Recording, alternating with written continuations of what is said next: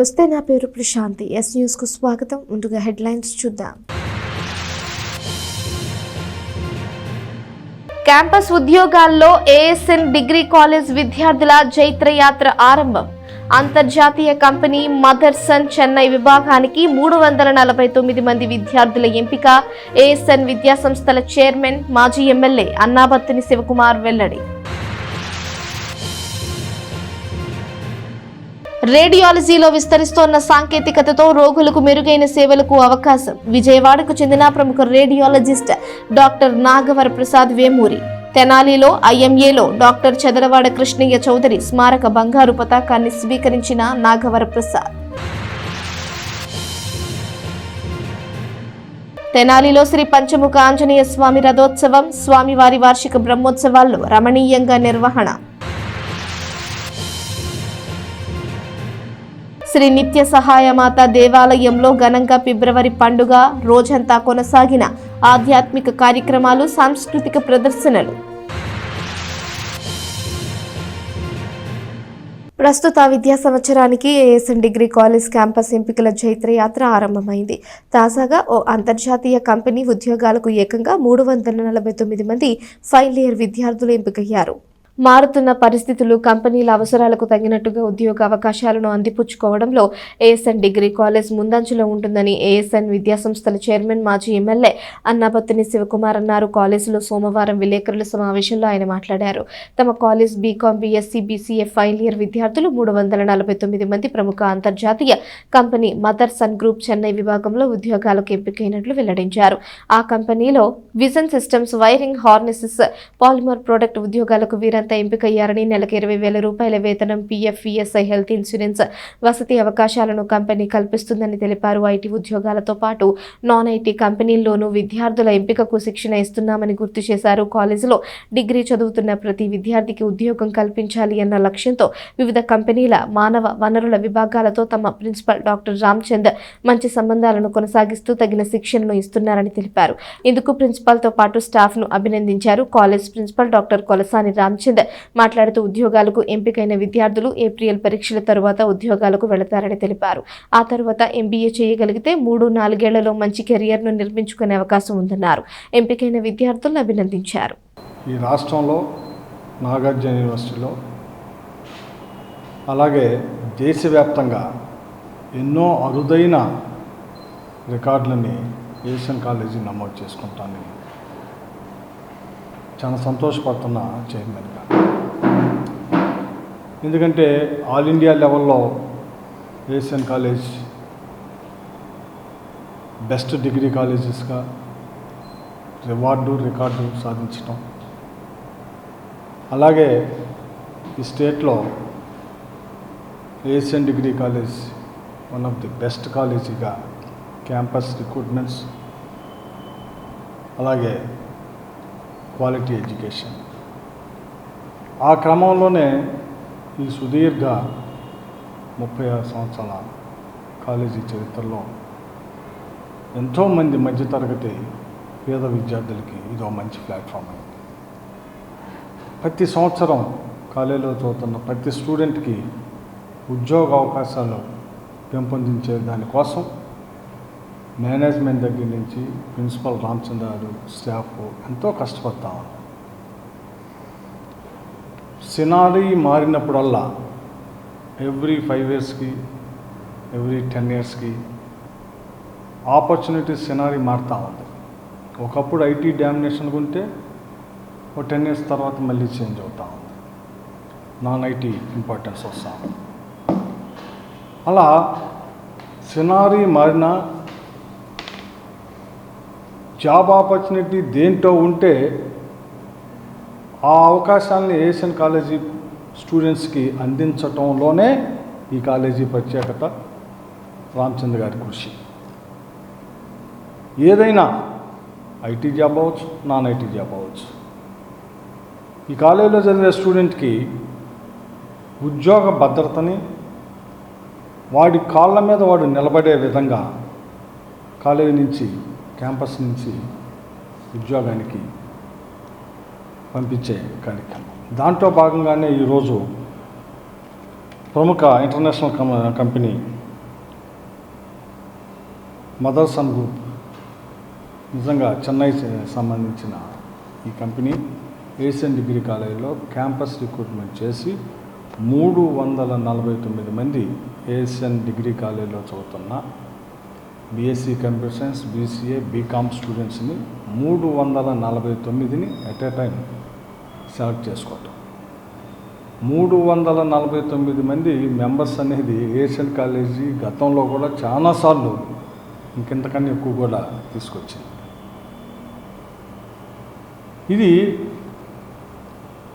ఈరోజు ఇంతమంది ఈ కంపెనీ అంటే ఆల్మోస్ట్ ప్రతి నెల 20,000 రూపాయలు శాలరీగా ప్లస్ వాళ్ళకి పిఎఫ్ వెసులుబాటుతో పాటు అకామిడేషన్ వెసులుబాటుతో కూడా ప్లస్ ఇన్సూరెన్స్ ఫెసిలిటీ కూడా కంపెనీ ఇస్తూ ఉంది.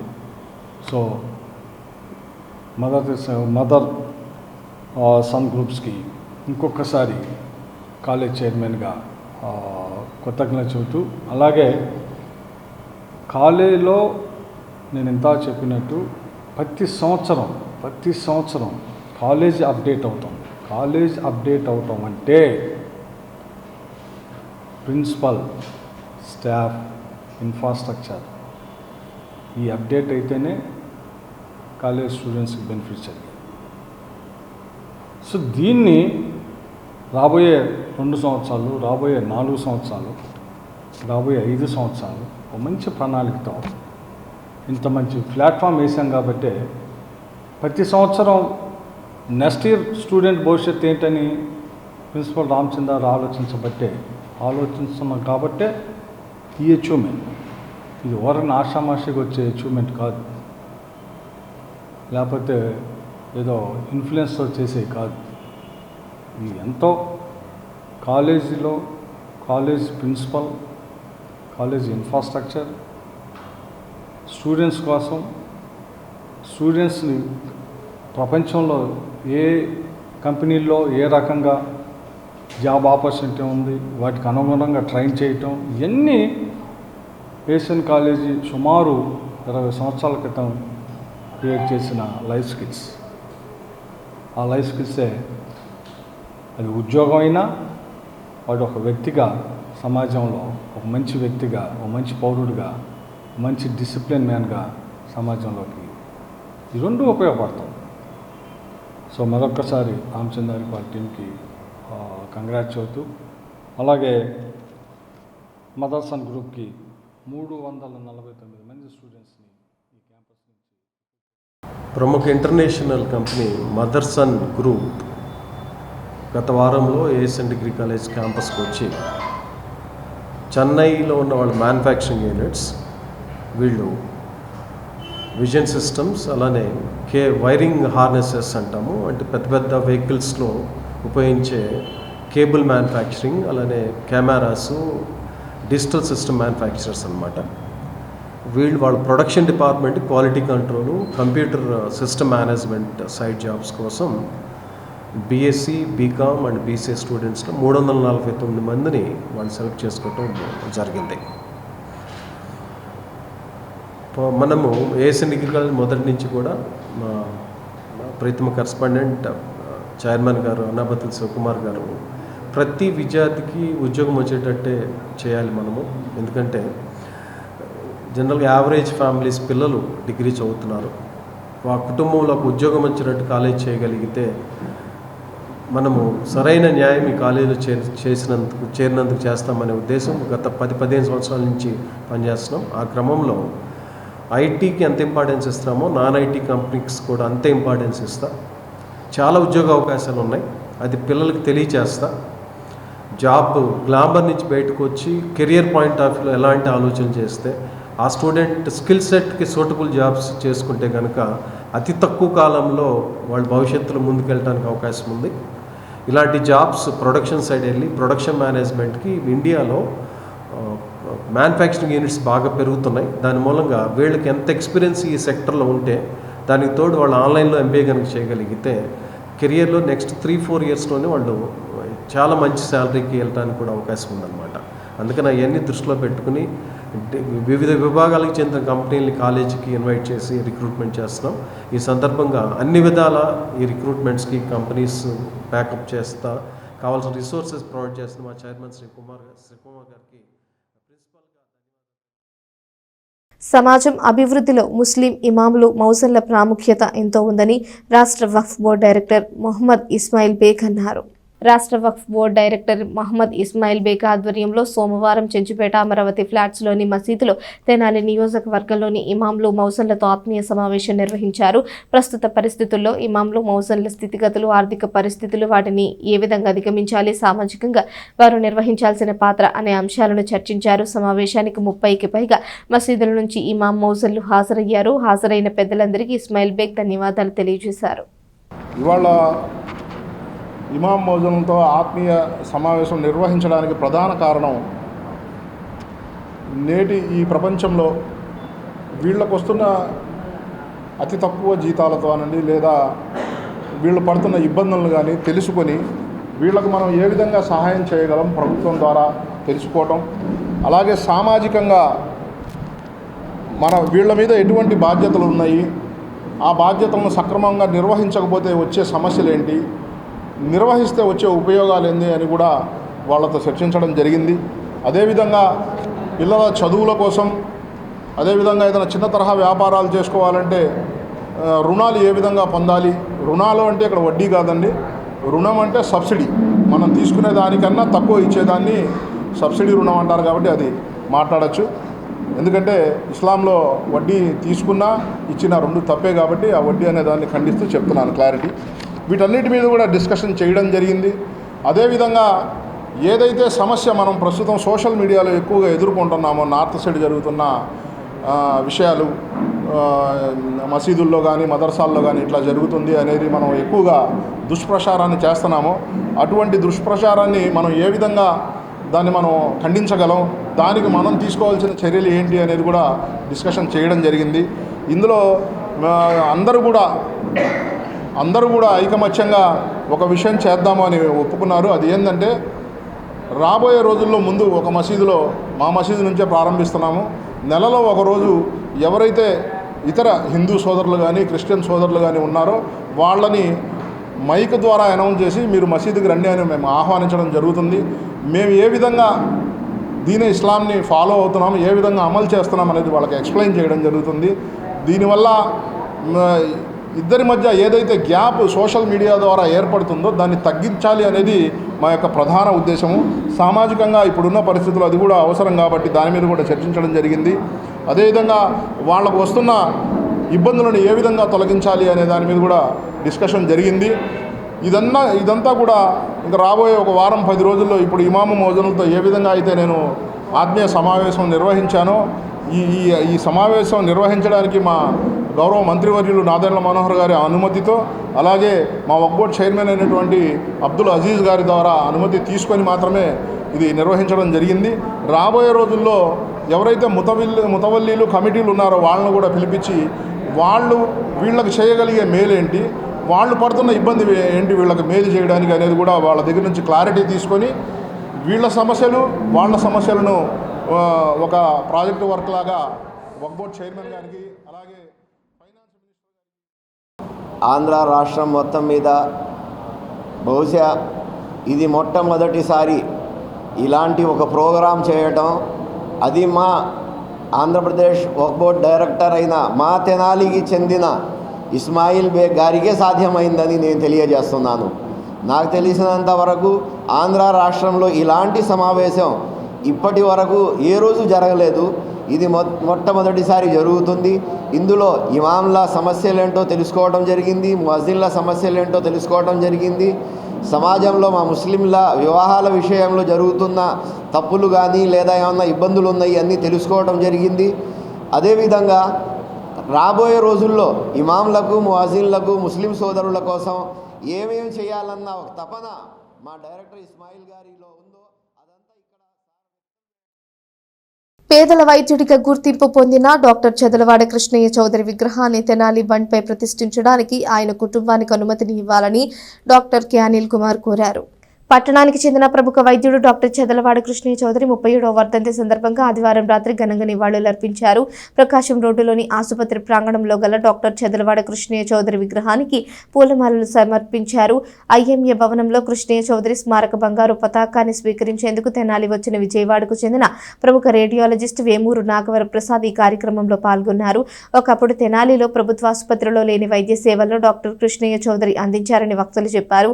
ప్రస్తుతం అదే వైద్యశాలలో ఆధునిక వైద్య పరికరాలతో వివిధ స్పెషాలిటీ వైద్య సేవలు అందుతున్నాయని తెలిపారు. కార్యక్రమంలో కృష్ణయ్య చౌదరి కుటుంబ సభ్యులైన ప్రముఖ orthopaedic doctor Anil Kumar, KIMS hospital chairman doctor Chedalavada Neelima, వారి కుమార్తె డాక్టర్ కృష్ణచరిత, ఐఎంఏ ఉపాధ్యక్షులు డాక్టర్ జి రవిశంకర్రావు, ప్రధాన కార్యదర్శి doctor G Koteswara Rao, doctor G Narasimha Rao పాల్గొన్నారు. 1 ఫిబ్రవరి 2026 ఈ రోజున సుమారు 37 సంవత్సరాల క్రిందట మన తెనాలి పట్టణం దిగ్భ్రాంతి చెందేట్టు ప్రముఖ శస్త్రవైద్య నిపుణులు స్వాతంత్రానికి ముందలే తెనాలి పట్టణంలో శస్త్రవైద్యశాలను స్థాపించి ఎన్నో సంవత్సరాలు, ఎన్నో ఏళ్ళు డాక్టర్ చెదలవాడ కృష్ణయ్య గారు ఈ ప్రాంత ప్రజలకే కాకుండా యావత్ ఆంధ్ర మరియు కోస్తా జిల్లాలు ప్రజలకి అప్పట్లో కూడా గవర్నమెంట్ హాస్పిటల్లో లేని వైద్య సదుపాయాలను కూడా 1945 స్థాపించి ఎంతో సేవ చేసిన డాక్టర్ చెదలవాడ కృష్ణయ్య గారు పరమపదించారు. ఈ రోజుకి ఇది 37 సంవత్సరాలు. ఇవాళ చెదలవాడ కృష్ణయ్య గారి కుటుంబ సభ్యులలో మేము కూడా ఒకరైనందున ఆయనని మరొకసారి స్మరించుకుంటూ ఇప్పటికి మేము 3వ తరం వాళ్ళు, నెక్స్ట్ జనరేషన్ అంటే 4వ తరం కూడా ఆయన అడుగుజాడల్లోనే నడుస్తా ఈ తెనాలి పట్టణ ప్రజలకు మరింత ఆధునిక వైద్య సేవలు అందించడానికి ఆయన 1945లో ఏ స్ఫూర్తితో అయితే ఈ చెదలవాడ కృష్ణయ్య గారు హాస్పిటల్ స్టార్ట్ చేశారో, ప్రారంభించారో అదే స్ఫూర్తితో. నా పేరు డాక్టర్ వేమూరి నాగవర ప్రసాద్.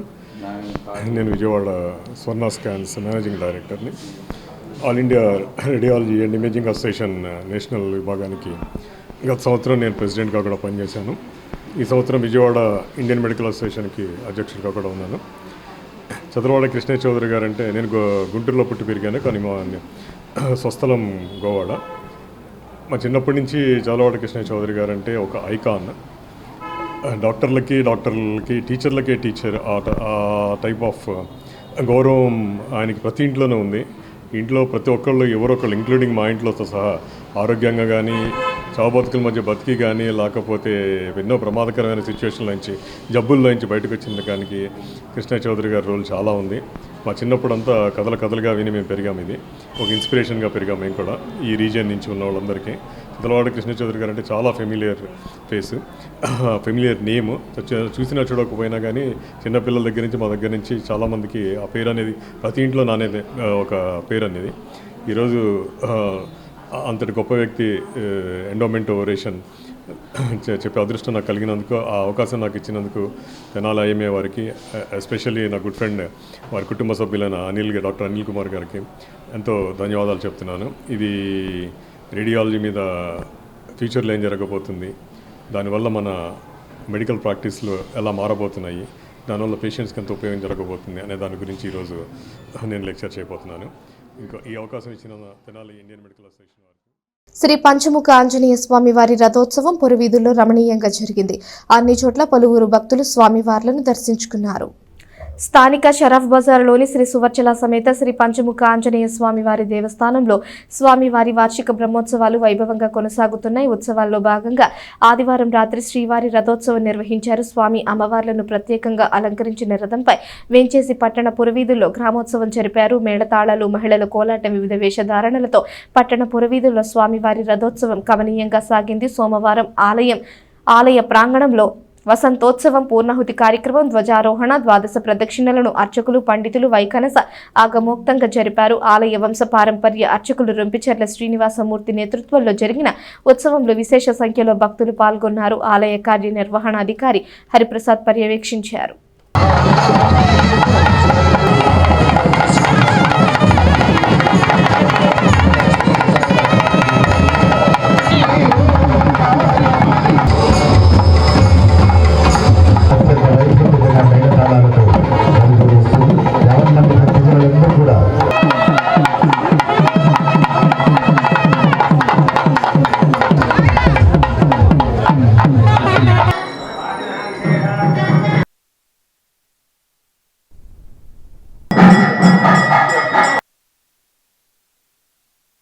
శ్రీ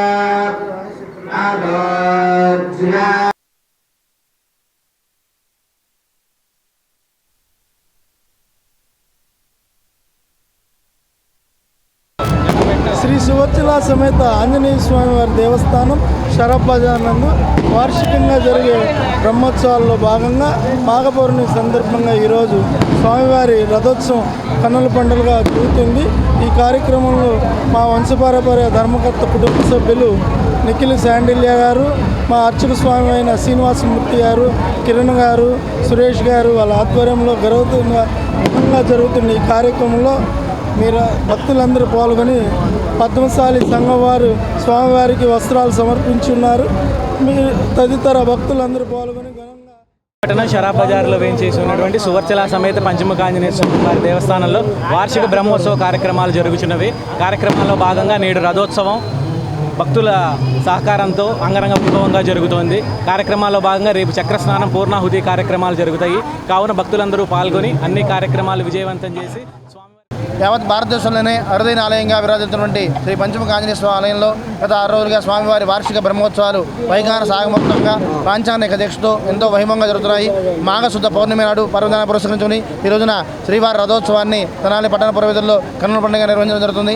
ఆలయ వ్యవస్థాపక కుటుంబ సభ్యులు నిఖిల్ చాండిల్య గారు, అలాగే ఆలయ కార్యనిర్వహణాధికారి హరిప్రసాద్ గారి యొక్క ఆధ్వర్యంలో ప్రత్యేకంగా ఏర్పాటు చేసినటువంటి స్వామివారి వాహనమైనటువంటి ఒంటి వాహనాలను కూడా తెప్పించి ఈ రోజున పట్టణ పురవీధుల్లో ఊరేగింపు నిర్వహించడం జరుగుతుంది.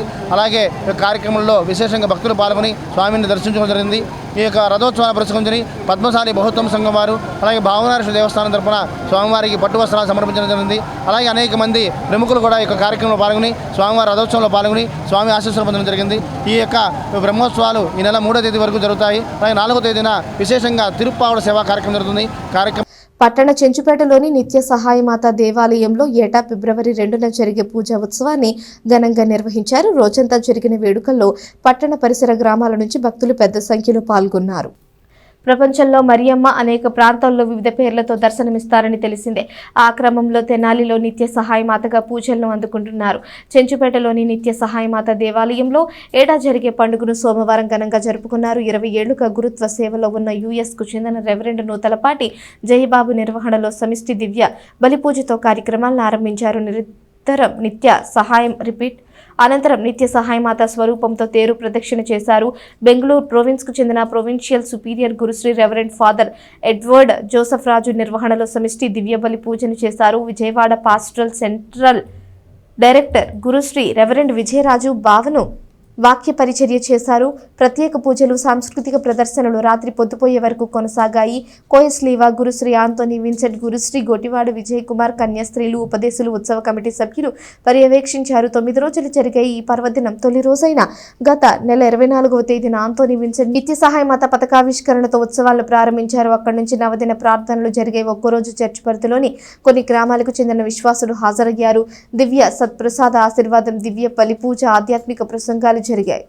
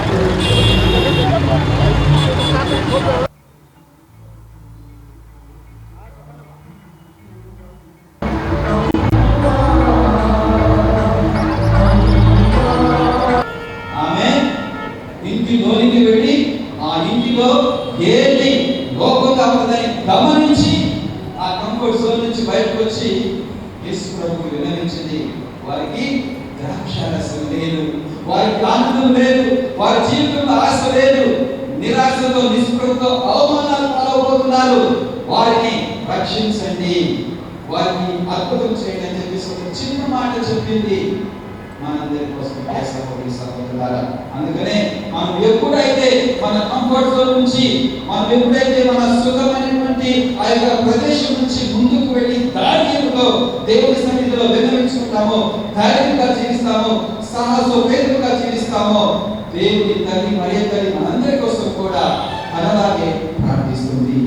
రెండోది ఫెయిత్, విశ్వాసము. Faith grows when we keep walking even if the path is uncertain. అంటే మార్గము అనిశ్చితంగా ఉన్నప్పటికీ మనం నడుస్తూనే ఉన్నప్పుడు విశ్వాసం అనేది పెరుగుతూ ఉంటుంది. విశ్వాసం అనేది పెరుగుతూ ఉంటుంది. నేను ఇక్కడ నా అభిషేకం అయినప్పుడు, నా గురు పట్టాభిషేకం అయినప్పుడు 2-3 సంవత్సరాలు ఇండియాలో పనిచేశాను.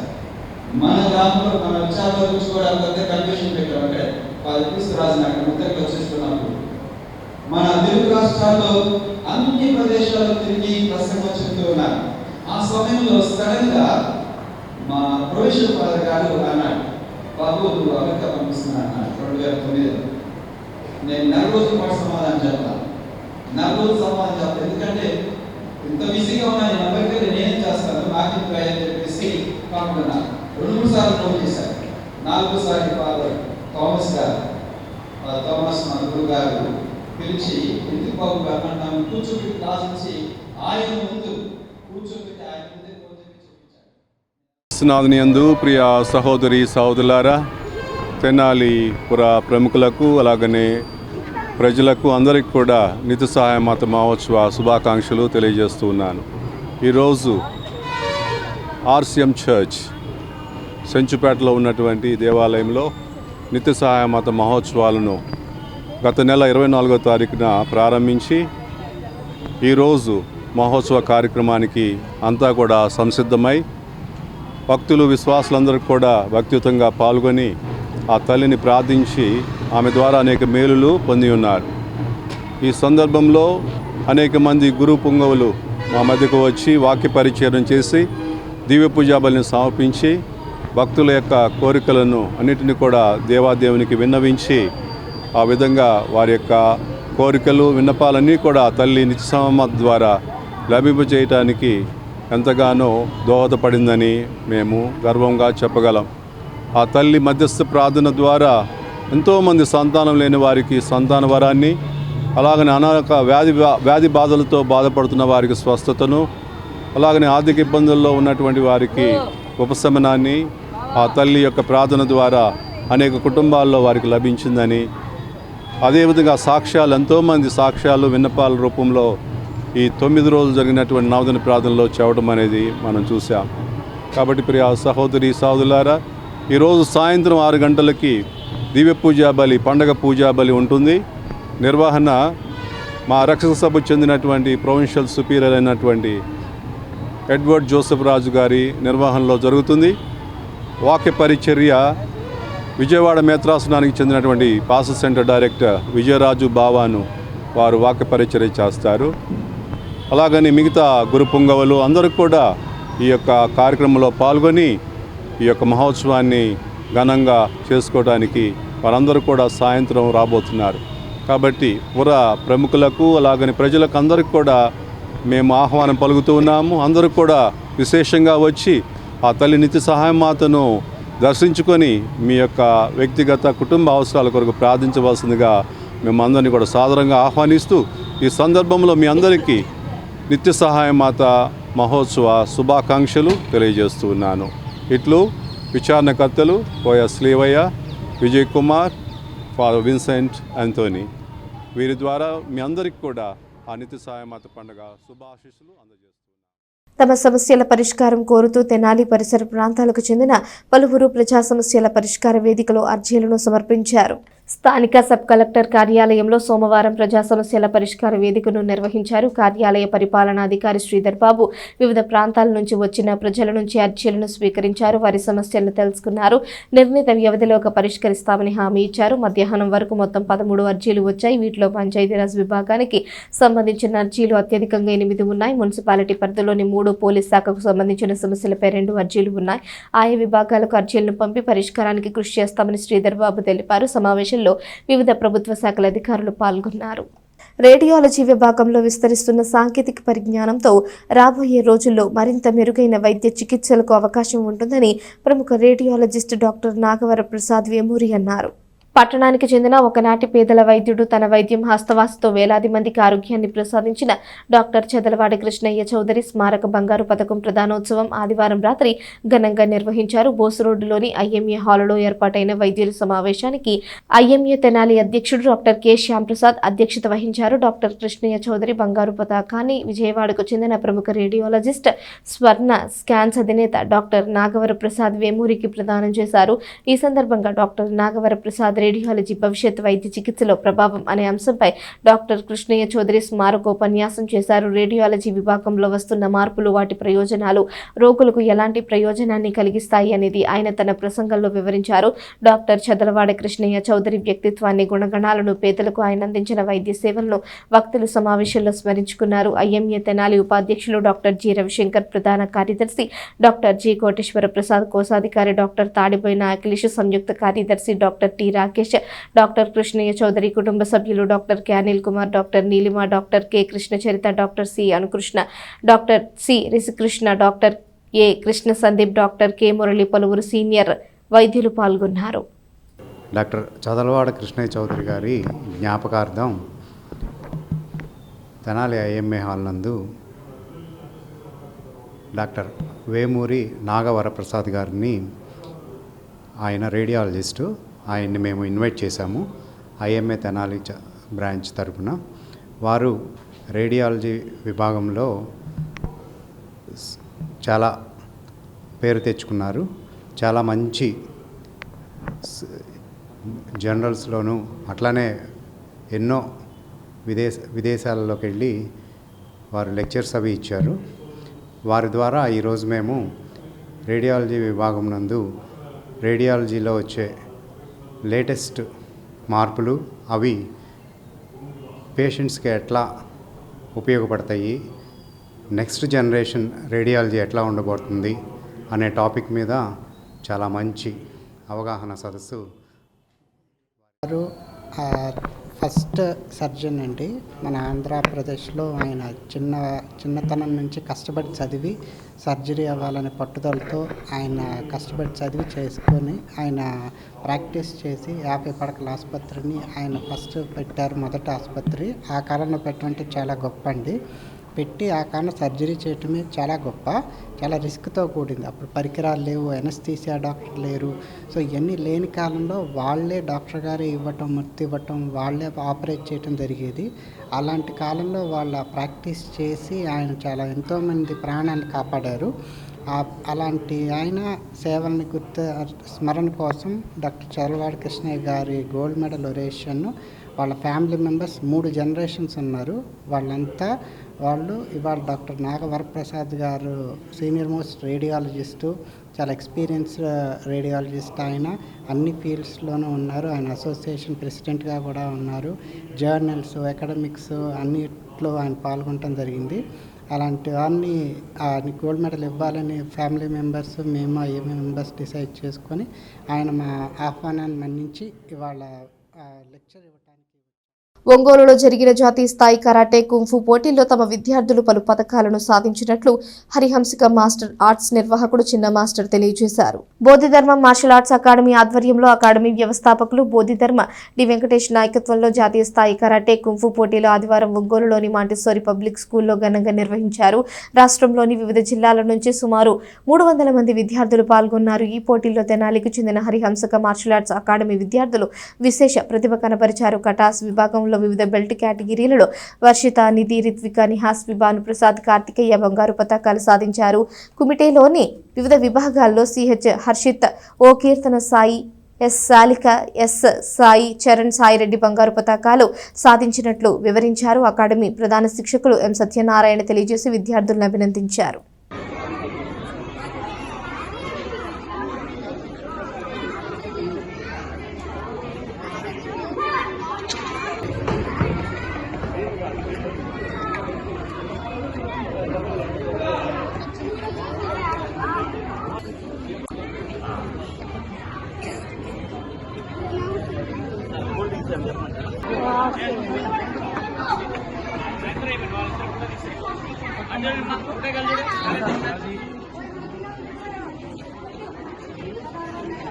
వార్తలు ముగించే ముందు హెడ్లైన్స్ మరోసారి. క్యాంపస్ ఉద్యోగాల్లో ఏఎస్ఎన్ డిగ్రీ కాలేజ్ విద్యార్థుల జైత్రయాత్ర ఆరంభం. అంతర్జాతీయ కంపెనీ మదర్సన్ చెన్నై విభాగానికి 349 మంది విద్యార్థుల ఎంపిక. ఏఎస్ఎన్ విద్యా సంస్థల చైర్మన్, మాజీ ఎమ్మెల్యే అన్నాబత్తుని శివకుమార్ వెల్లడి.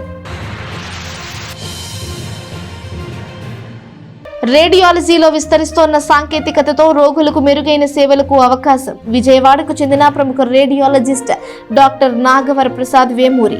తెనాలిలో ఐఎంఏలో డాక్టర్ చదలవాడ కృష్ణయ్య చౌదరి స్మారక బంగారు పతాకాన్ని స్వీకరించిన నాగవర ప్రసాద్. తెనాలిలో శ్రీ పంచముఖ ఆంజనేయ స్వామి రథోత్సవం, స్వామివారి వార్షిక బ్రహ్మోత్సవాల్లో రమణీయంగా నిర్వహణ. శ్రీ నిత్య సహాయమాత దేవాలయంలో ఘనంగా ఫిబ్రవరి పండుగ రోజంతా కొనసాగిన ఆధ్యాత్మిక కార్యక్రమాలు, సాంస్కృతిక ప్రదర్శనలు. ఈ వార్తలు ఇంతటితో సమాప్తం. తిరిగి ప్రసారమయ్యే ఎస్ న్యూస్లో మళ్ళీ కలుసుకుందాం. అంతవరకు సెలవు. నమస్కారం.